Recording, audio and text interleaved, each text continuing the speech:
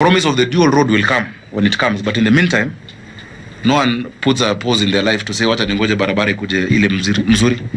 We must live with what we have. The constraint on resources notwithstanding, that work will happen, and that is our work to follow it up on your behalf. That is Nairobi County Senator Johnson Sakaja. He's known affectionately as Triple S, as in Super Senator Sakaja. That was last week following the Mwiki disturbances in Kasarani, right? Yeah. You called a press conference right away. I mean, there was an unfortunate incident. Yes. A young man was killed. It was terrible. Very unfortunate. And again, we give our condolences to the family.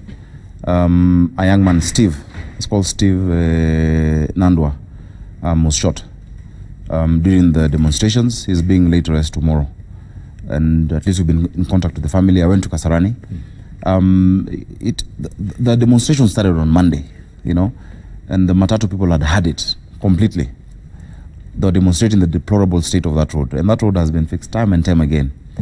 And so it went on Monday, on Tuesday, and we expected, of course, action from the executive, of the national government, the county government to come in.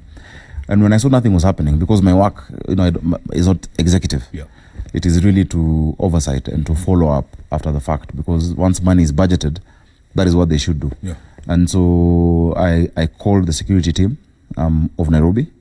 I called the Kasarani team, OCPD, DCIO, everybody. I called all the Matatu circles plying that route. I called the Cabinet Secretary of Health, of Transport, Macharia. He used to be in Health, Macharia. And the Director General of Urban Roads Authority to my office. We had a meeting just to get to the bottom of it and to ask people what was the issue. Why is this road not being done? When can we see a contractor? And I'm glad we got commitments. We understood what the problems were. They were saying they couldn't do much work because of the ongoing rains. But the fact that when it rains, roads get messed, really shows some issue of workmanship. You've been all across the world. It rains everywhere. Everywhere. And traffic doesn't stop because it has rained. Life goes on. And so we went to the ground, and right now the contractor is on site. He was on site from last week. They went there, of course. You don't just come and start building it. They had to come, do the drainage, address those issues. But the one thing that stands out is that the people of Kasarani had it, and it is within their right. And that's why I had an issue with the police. And I sat and I spoke to CS Matiang'i. I spoke to the IG, and I'm glad they're taking action on the issue of brutality. People of Kenya are entitled to demonstrate peaceably and unarmed on any issue that they have. It shouldn't take a demonstration for a road to be done. It shouldn't take a demonstration for services to be delivered. And that's why we keep saying that county government must do its work. The national government must do its work. But the leaders on the ground as well must be accessible, because when you cannot access these leaders and you cannot talk to them, then it boils over and we have an unfortunate incident. And I told them the road will be done. There's 300 million we were able to secure, thankfully, and I'm glad. The president really supported me on that day, because on top of the 300 million for that stretch of the road, 2 kilometers. 2 kilometers? Yeah, so it's just 2 kilometers that's bad.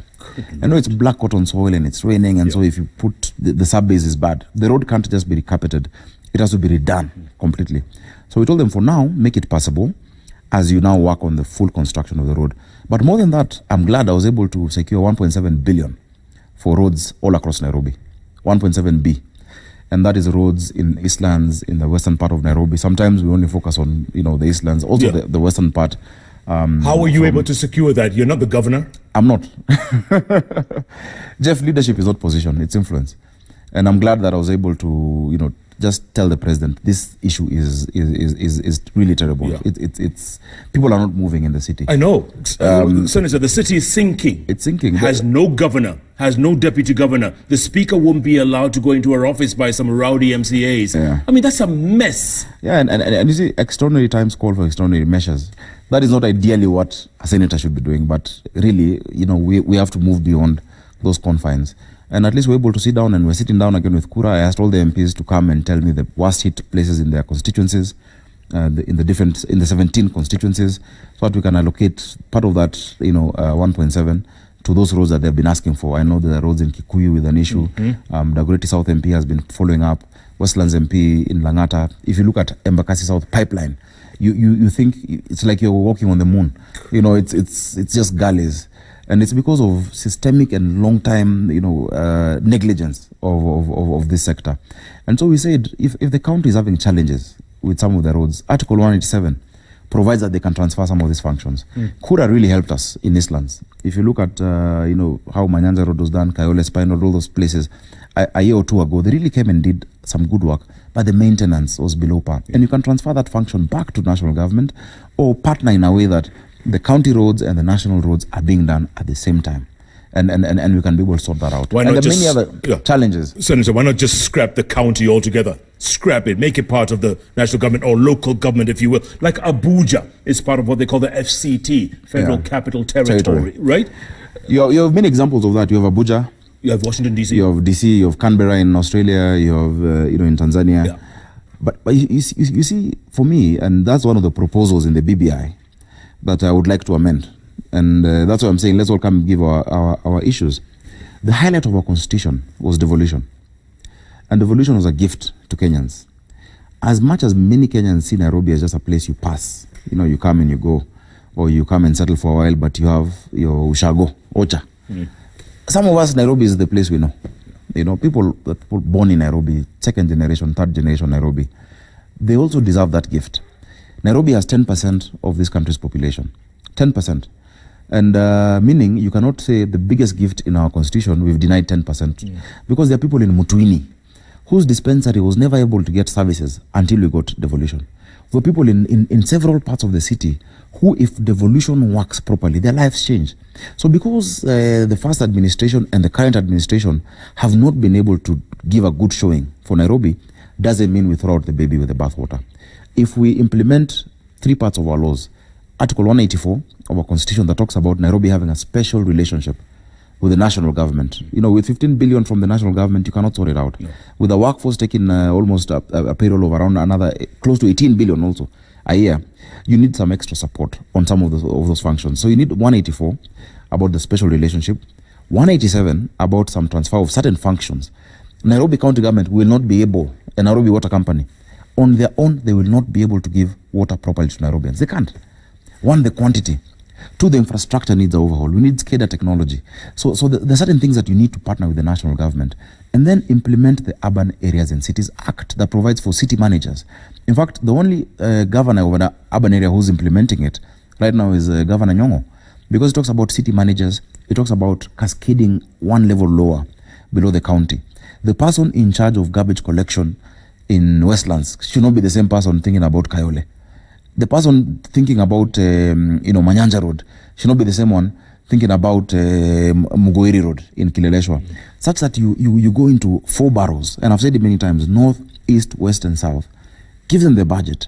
Know they have the correct allocation for garbage, for water, for all the services that you require in Nairobi. And then now hold those people to account. So Nairobi can work. Let's not give up.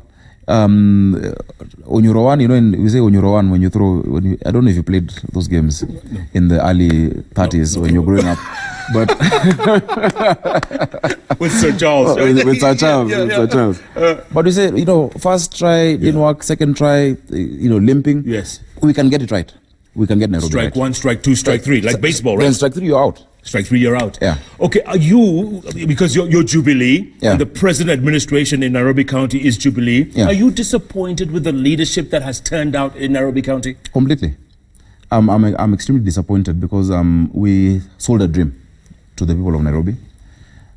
We put together the manifesto. We were a team, myself, Igade, Sonko, Shebesh, though she didn't make it. And there was a dream that we wanted to realize. Before we used to say, I am Nairobi, that the Nairobian and the spirit of the city and make it flourish. Yesterday I had a delegation from Finland of parliamentarians and the ambassador, and they're talking about Nairobi, with so much, hope, and asking, this traffic doesn't bother you guys? I'm like, yeah, it does. But, of course, you have to give a strong showing. Yes. So I'm disappointed in all of us because we were supposed to have worked together. Immediately we got in, we were not able to, and I think we've done a poor showing, and I take responsibility as well as a senator, and I believe in as much as a team, as a leader, that all of you, the buck stops somewhere as leadership, and that's why for me I really have been going beyond my specific call of duty to do my best and to tell Nairobians there is hope. I've had discussions with the party leader, I've had discussions with the county government, and I think 2019 was the lowest that we got to. 2020 will be good. I hope we will be able to sort out the lacuna with respect to leadership. I'm glad the courts have pronounced themselves that yes, we still have a governor, but he needs to be supported to do his work. Whether it's appointing a deputy or whatnot, we want stability in this city. It is not about individuals. Individuals will come and go. Nairobi is here to stay. Last week I had lunch with the former Mayor Ngacha, Lawrence Ngacha, and he told me, in their times, they had a fraction of the money we have. Him and Joe Akech, those times. Yes. And the late Gakuo. But and remember Magic Steve? Yeah, Magic Steve. Mwangi. The days of Nathan Kahara. Yes, Nathan Kahara. But they had a vision for the city. And they said, today you're dealing with the day-to-day, but you forget, they planned for us still a few years ago. As we're thinking of just tomorrow's garbage and tomorrow's water, we're not thinking of Nairobi for 2070. And they said they just started with the radius of the CBD, and they said every year we're going to go at least 5 kilometers wider. And they were able to do things. If you look at the mass transit plan, it was there. They started doing it.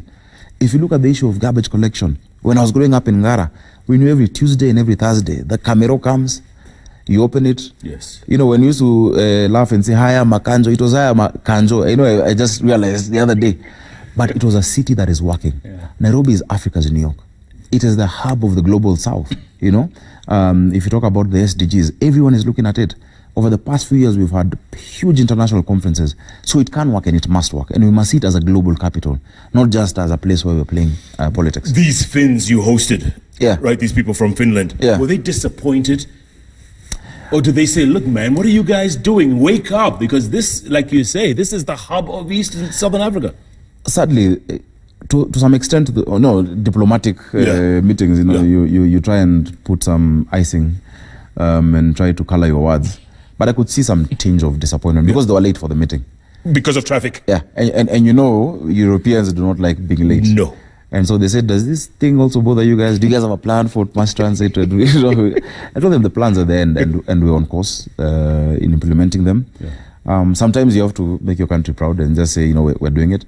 But for real, I felt bad because these are people who, some of them I've met, they're parliamentarians. I've met them in other world capitals. And you can see, they like to get around. And they said, sadly, we won't be able to see much of the city because you can't do too much. But we told them, look, Nairobi is rising. Nairobi is strategically located. It is, everyone in Africa wants to come to Nairobi. You've been across the continent. Yeah. So sometimes we put ourselves down, not realizing we're actually doing much better than many other people. Yeah. But we have a way to go. And Nairobians should not be dismayed. We should not give up. We can do it. There's no savior who's going to come and wave a magic wand and sort it out. We must start taking responsibility and holding our leaders to account. And that's why I keep telling you, Jeff, I don't know where you live, but do you know your MCA? No. You don't know your MCA? No. And when you have an issue, that is a person who you need to hold account. Yeah. Do you know your MP? You possibly do. Yeah. You possibly do your MP. I do know your MP. Yes. How are you going to your CDF office? Because if we don't take ownership of the city, if we don't care who gets elected, which is an oxymoron, because Jeff, today, everyone here in this studio, if they have a family chama or of their estate and they are choosing a treasurer, they are very keen on who becomes the treasurer of the chama of the estate or of the money. Correct. Or harambe for matanga. Yep. And that's maybe just 100K or you're trying to save, or 50K or 20,000. But when it comes to who's going to run 32 billion for you, who's going to run the economy of the country even, we feel that is removed because we've not taken ownership of the city. We must deal with that software issue. And when people now start participating in party primaries, they become members. They know, okay, the MCA for this ward, even if it is in Runda, or Loresho, or Matopeni in Kayole, or it is Dandora 1 ward, know who the leader is, know who your MP is, and put them to account. Because they're no more heroes. Yeah. There are no Supermen coming to rescue us. By the way, my MP is Wanyonyi. Tim is a great guy. Great guy. Tim has done so great well. He's done really well in Westlands. I know he's running for governor of Nairobi. Is now, yeah. Speaking of which, are you? I haven't announced any plans to run. I've said that the next election is in 2 years, 199 days. I think part of the problem we have is immediately get elected, you start thinking of the next election. And then you start campaigning. So everything you do, even if it's positive, it is seen through the lens of a campaign. If I decide to go to any part of Nairobi, Jeff, I was elected everywhere, Kibera to Roysambu. I'm not going there as a candidate. I'm going there as a sitting senator of the city. When it comes to 2022, In fact, maybe even next year at some point, then I'll make the decision based on what I feel I can be able to offer and what I feel this county needs. I'll be able to do that. So I have resisted and I've refused to announce. The other day I saw some papers saying that I have said I will run if Nairobians force me. I can never use such words. The people, a leader must have the vision. The first job of a leader is to define reality, and the last is to say thank you. In between, the leader is a servant. So you cannot be in between your term, and you're already, before you even say thank you, you're already trying to ask for another, another position. Yeah. I think it is dishonest. But Senator, speaking of vision, when you were studying in that school that you're wearing so proudly your lapel, changes. Lenana School. What's the motto again? Nihil praeter optimum. Which means? Nothing but the best. And that's what we stand for. When you were studying there, you must have looked down the road and said, you know what, one day, and I've interviewed you many times, or severally, as Kenyans say, and I know you have ambitions. I know one day, and right or wrong, I know you have what it takes to be even president of this country. Amen. You must have had that vision when you were at Changes. From your lips to God's ears. Hello. No, honestly, I keep telling you, a politician without ambition is like a musician without passion. The crowd will see it, it'll be obvious, and they will lack rhythm, and no one will be excited about them. Of course I have ambition. Not even at Lenana. When I was 8 years old, I wanted to be president. When I was 8 years old. 8? 8. I used to say it, and my dad used to call me Sir Johnson, Prime Minister. I didn't know without BBI and without have the position of Prime Minister. But he used to call me that Sir Johnson. Sir Johnson, Prime Minister. From the time I was actually 7, 8 years old. And so he gave me that burden. And so I was in leadership in primary school. I was a head boy in Aga Khan primary school. I was in leadership in Lenana School at the University of Nairobi, Sonu, because I had that burden in my heart. Yeah. So of course I have that ambition. But I never let ambition cloud what I have to do today. Otherwise, you just become a dreamer. And you just sit in your bed and say, oh, one day I'll be president. Oh, I'll be governor. Those things don't matter. I have to.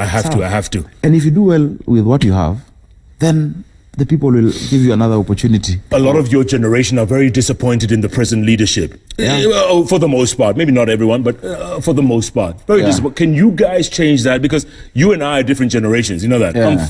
I'm 24 years older than you are. Imagine that. Or maybe 20. You're 34? Yeah. You're 34? Okay, I'm 54. I turned 35 in a few days, so... End of the month, right? 2nd Feb. 2nd February. So I'm 20 years older than you, so that's basically a generation. Yeah. Can your generation change things, Senator? I think every generation has its cause. And every generation has its season. And no generation should try to copy the other generation. We can't be Charles and Jonjos. They had their season and their time. And imagine them, I know we'll discuss him later. But imagine this generation of the Njonjos and the Mois and the Kenyattas. Yeah. They only had their peers. Their parents were not educated, had not gone to school. They were getting into a system, fighting a huge, the imperial system. But they gave each other affirmation. They didn't have WhatsApp. They didn't have Twitter. They couldn't go to Twitter and insult the MPs. They also insulted every day, praise your MP. Yes. But they knew their cause. And it was so powerful that they mobilized each other to fight for the independence of this country. Look at the next generation, because the generation is really, a batch of 25 years, strictly speaking. Correct. This is the generation that got us multipartism, across the country, different tribes, different communities. The Paul Muites, the Matibas, the Railas, the Rubias, the late Rubia, all of these people. Yeah. Again, going against a tough system, the Moi system, single party, trying to get the repeal of section, I think, 2A. 2A, yeah. They were detained. Some of them lost their lives. But they knew the cause of the generation helped them mobilize, despite all the things we see. I believe so strongly today, our generation, the cause for our generation, today, is not even the hardware of this country. It is the software to unite our generation. And that's why I support the BBI. Because, Jeff, when we got independence in 1963 and 64, when we became a republic, we got freed from the physical shackles of British imperialism and colonialism. And so they're no longer here. I remember when I first left this country and I went to the Netherlands and I saw, oh my God, look at all these statues, all these, videos of conquest, people on horseback. I went to the flower auction. I saw them making more money off our flowers than we do. Correct. And I was like, what's wrong with us as Africans or as Kenyans? People standing at the lights, stopping at the lights, pressing a button to cross, and it's midnight and there's no one else. And No traffic. And then when we were driving to Germany, there's a song playing in the car. Redemption song. It says, emancipate yourselves from mental slavery. None but yourselves can free your mind. So when you got that independence in 63 and 64, we got physical emancipation, but we were left tied in our minds. You know, if you tether a goat to a tree for an hour and then remove that kamba, the goat will stay in that radius. The Mzungu came, they drew imaginary lines. They put us into tribal cocoons where we used to integrate before we did not. They did divide and rule. And they told the Kikuyus, your problem is the Luo. We learned then on our own, because now of the first government, that, oh, if you're a Luo, your problem is a Kikuyu. If you're a Luya, your problem is so and so. And so we are like that goat still tethered. And I said the cause of our generation is to finish that redemption that these guys started, that the Kenyatta started, that the Odingas started, that now it is the mental emancipation. That, you know what, we have more that unites us as a country than what divides us. That of all the people watching this TV today, Mama Weremu in Nyeri feels a similar stab of pain when she cannot feed her daughter as Mama Cherotich in Rift Valley or as Mama Akinyi. And they feel similar joy when their child succeeds and grows. So there's more that unites us than divides us. And that is why the most important thing for us as a generation, especially of young people, is to embrace an initiative that will bring us together. Let us forget the political sideshows. Let's forget all of this talk and say, you know what, let's finish that journey that was started. Once we deal with the software, my friend, the hardware will come. In 2007, guys in Kibra uprooted the railway that was more than 100 years old. They uprooted it in 3 hours. It's easy to destroy. It's easier to destroy than to build. And I think that is the motivation that the president had. I remember when I told him about that song many years ago, that was 2010. He was like, that's the song I hear every day. Because Bob Marley does this, he hits his head. None but yourselves can free your mind. There's nobody from outside Kenya who's going to come and help us free our minds. No one from outside our borders will come and tell us, guys, the same hunger you feel as a Turkana is the same one a Mijikenda feels. I'm glad I campaigned in Nairobi. I used to go around saying, there's no Kikuyu pothole or Kamba pothole. There is no Kamba lack of water that is different from a Luya lack of water. The only two tribes you have is Tajiri and Maskini. So let's love each other. That's what I was saying, Siasa Safi. And I'm glad BBI is talking about that. Emancipate yourselves from mental slavery. None but ourselves can free our minds. That is what we need to do. Jeff. Have no fear for atomic energy. Because none of them can stop the time. Oh my God. I wish I came with a guitar this time. You should have. You should have reminded me. But Jeff, honestly. That's deep, man. What you said right now was really, really deep. Maybe people don't think about it, but you just broke it down. You honestly just broke it down. And it's not rocket science. It's not. The best part. It's not. Senator, let's take a break, come back. Let's talk about, the country is moving forward. There's impeachments happening, not just in Washington, D.C., in Kiambu County. Yeah, that's something else. Yeah, we'll talk about that. Let's do that. And then later on, let's talk about Sir Charles. Sir Charles. 100 years young. Goodness. Still lucid, the same pinstripe suit. Do you know what he said is a secret for his long life? 2 beers a day. There's 2 beers a day. He got married at 52. Oops, yes. We're talking live with a man who I say will make a great president one day. Super Senator Johnson Sakaja from county number 047, Nairobi County, breaking it down. Emancipate ourselves from mental slavery. That's what he says. By the late, great Robert Nestle Marley. JKLive takes a break. Keep tweeting at Koinange Jeff. As Citizen TV Kenya, the hashtag is JKLive. JKLive takes a break. We'll be back in a moment. Good job. Good job.